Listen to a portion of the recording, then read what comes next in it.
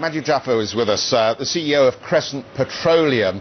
This is a Middle Eastern integrated oil business. Good morning, sir. Nice to see you. Good morning, Jeff. I was talking with Peter Bosa earlier on. They've just inked a big deal with the Ukrainians. This is a $10 billion deal. Shale gas story. How do we interpret the shale gas revolution for the Middle East? Well, first of all, I think that the rise of unconventionals generally in oil and gas, particularly the shale gas revolution in the US, is the most significant economic event in the last few years. And if anything, it's been underplayed. And now, of course, the big question is it sustainable over time? And I think it is, particularly for the US.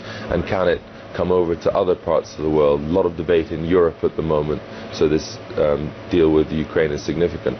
From the Middle East perspective, there's still a lot of conventional oil and gas to be developed, but the fact that the US may become a net exporter and certainly doesn't need to import as much could have political ramifications for the Middle East as well. Yeah, just walk down the road with us on this then, because there are a lot of people now who are trying to draw conclusions about what this means for the oil that is left in the Middle East and whether this is going to be a negative news story, if you like, for Middle Eastern economies if the US is self-sustaining. Well, I think that the big rise in any case in demand worldwide now for energy, Jeff, doesn't come from the OECD and the rich countries, or it's more from China and India and the developing world in any case. The Middle East's big problem, though, is that we're consuming too much of our own energy. I mean, we're getting high on our own supply. Our consumption's up 500% in the last 30 years, and it's the fastest growing demand region for energy. A lot of that is because of subsidies. We waste $500 billion a year on subsidies, and we need to better manage our demand and our energy efficiency, and also create the incentives for development of the upstream, particularly in the gas sector, which is where we're active. So your message would be that if America is heading in that direction, that's going to force your region to be more efficient in its energy usage.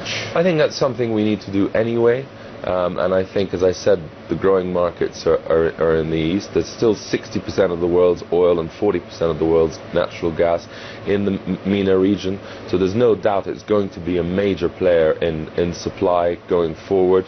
We do need some important initiatives and policy, and the big driver now, Jeff, as you're hearing throughout everything here at Davos, is the need to create jobs, and that's the same priority whether it's the US, Europe or the Middle East. So using our own energy resources to increase job creation at home is an area where we as regional players feel we can add a lot of value. Let's talk specifically about Crescent.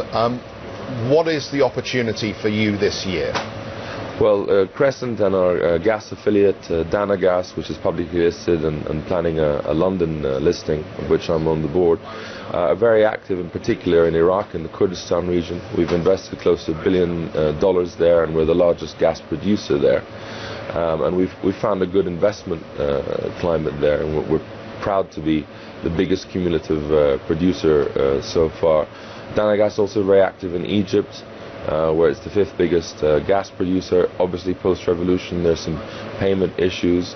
We think we'll be able to get through those.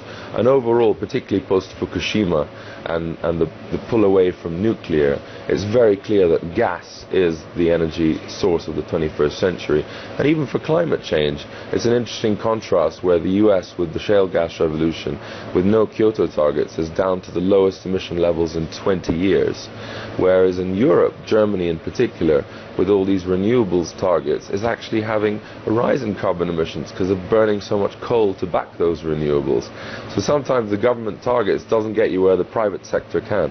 What's your working price for oil per barrel going forward through the rest of this year? Well, the interesting thing is we've actually had probably the most stable couple of years in oil prices, and despite the global economic downturn, 110 has been pretty stable.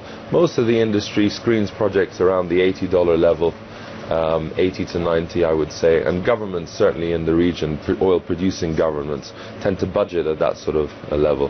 Natural gas, of course, much bigger variation, and the US now has become competitive in petrochemicals and other sectors because of the shale gas revolution. Very good talking with you. Thank you very much for stopping by our position here at the World Economic Forum. Majid Jafar then, the CEO of Crescent Petroleum.